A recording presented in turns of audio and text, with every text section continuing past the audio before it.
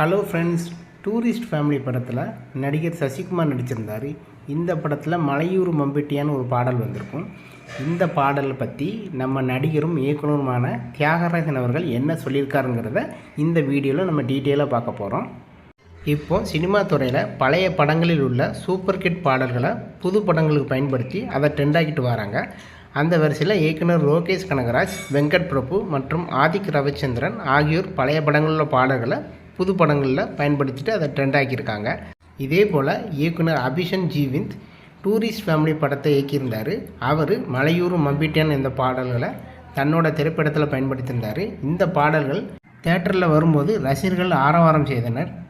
இந்த மலையூர் மம்பட்டியான் பாடல் 2011ஆம் ஆண்டு மம்பட்டியான் இந்த திரைப்படத்தில் வந்தது. இந்த திரைப்படத்தை இயக்கியவர் நடிகரும் இயக்குனருமான தியாகராஜன் அவர்கள் தான் இயக்கியிருந்தார்.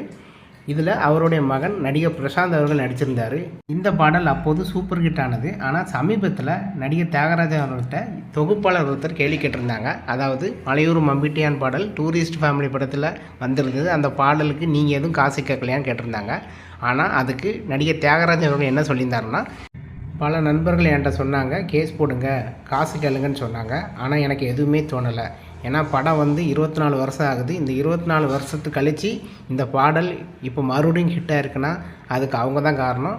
நான் தான் அவங்களுக்கு ஹிட் ஆனதுக்கு காசு கொடுக்கணும்னு சொன்னார். உண்மையிலேயே இந்த மாதிரியான பெருந்தன்மை நடிகர் தியாகராஜன் சாரை தவிர வேறு யாருக்குமே இருக்காது. இதை பற்றின கருத்துக்களை கமெண்ட் செக்ஷனில் கமெண்ட் பண்ணுங்கள்.